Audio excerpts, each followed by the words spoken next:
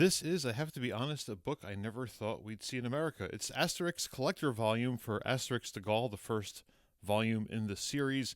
It is an oversized book that reprints the first album in the series and has an additional 24 pages or so of material in the back with lots of examples of artwork done in the development of the series, Rene Goscinny's original script for the first book, and lots of other stuff. We'll cover that in a second.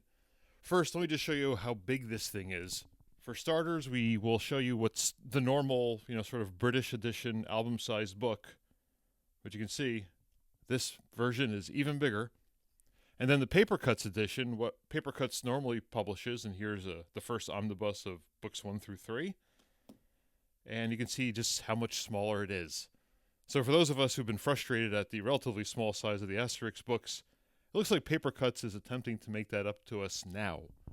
And I have some hope that we'll see more of this size and edition of the books because, well, first of all, Volume 2, The Golden Sickle, is coming out in February. That's already on the books. I haven't looked past that, but I'm sure they're waiting on sales to see if they should go further. But second, take a look at that spine. Right there you can see the edges of a character. It looks like Getafix or Panoramics, depending on which volume, which translation you're talking about. But that looks like what they do in Europe an awful lot. We don't do it here in America that often, but they do it in Europe. Collect the whole series, and the image will grow as it goes along. You put all the spines facing out, and they will show a great sort of family picture of all the Asterix characters. So I'm looking forward to that. So the good news is, yes, the book is oversized. It looks great. It's got this great end paper here with all the Asterix shots in there. And right after that, it just goes right into the book itself. If you're familiar with Asterix, you've read this one before. It is the Paper Cuts edition. It is their North American translation. It's not the original Anthea Bell edition. It's Joe Johnson, I believe, is the name of the translator on the Paper Cuts edition. So it's a little different here and there. It's got some Americanisms in there, more to appeal to an American audience.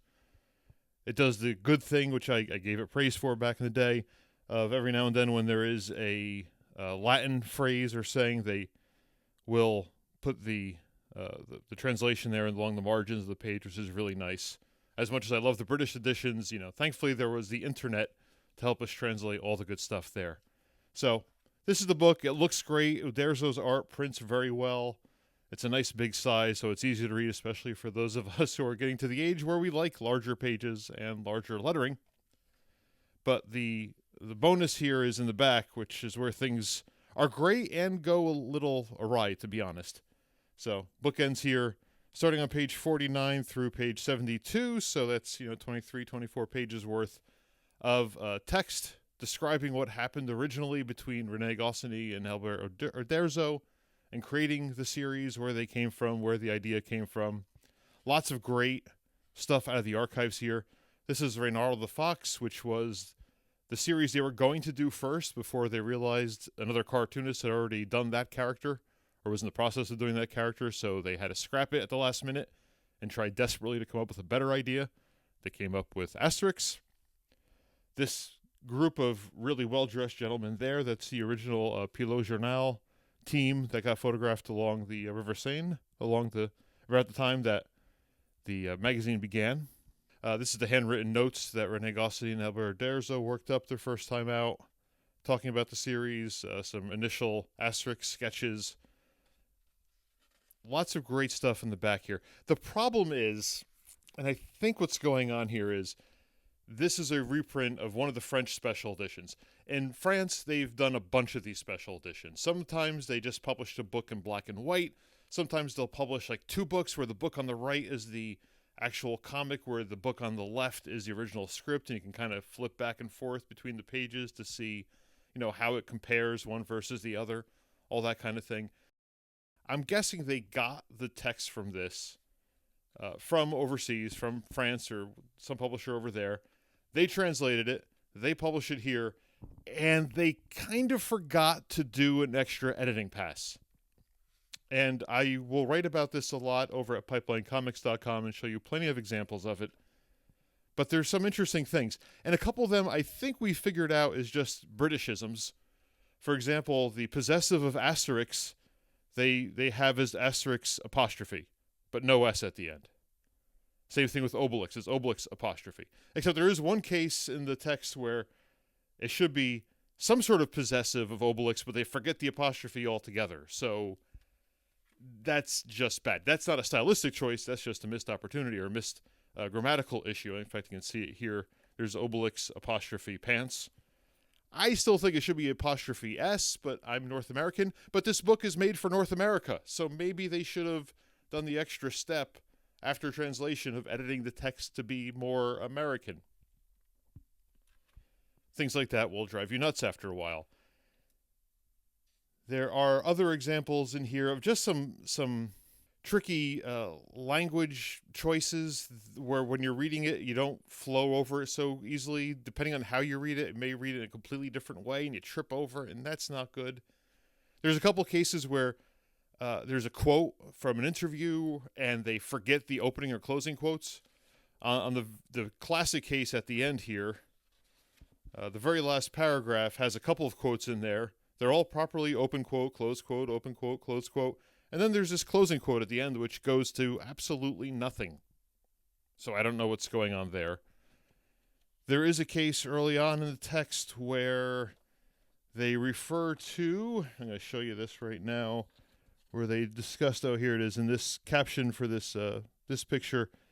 Asterix first appeared, see the drawing at the bottom of page 52. So you go to page 52 to see how Asterix first appeared in Pilote, or in something that was promoting Pilote, and you see this art, which came from Pilote number 157, which would be 156 weeks into the journal, 156 weeks after Asterix actually debuted. So there's some issue going on there, probably having to do with the way the book was laid out over in Europe versus how it's laid out here in North America. Maybe they don't have the extra, maybe they have extra pages in the beginning or something, so the numbers are off.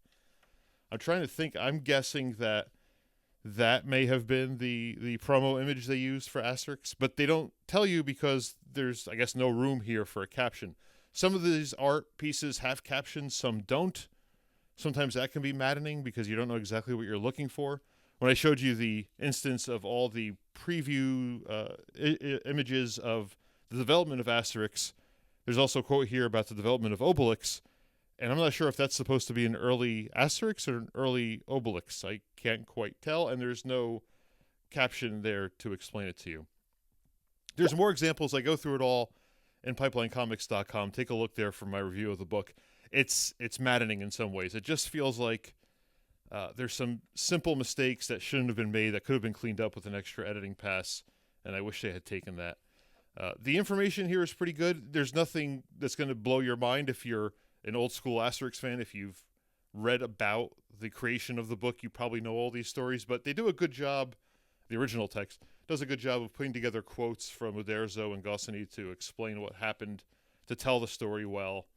And of course, it's great just to be able to look at these scripts.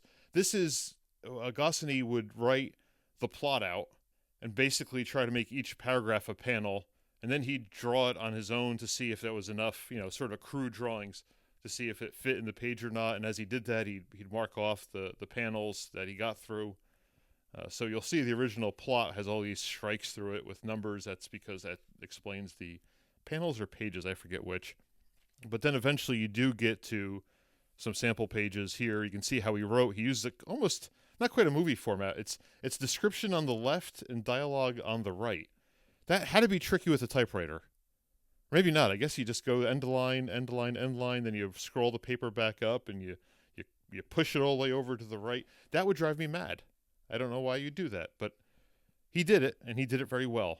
Goscinny was writing a lot of scripts at the time. Uderzo was drawing early on in Pilote Journal's life. He was drawing 5 different series at the same time. So there were weeks where he'd draw 5 pages of complete art in 5 completely different stories and get those published, and before he became basically full-time Asterix, when Asterix became the runaway favorite.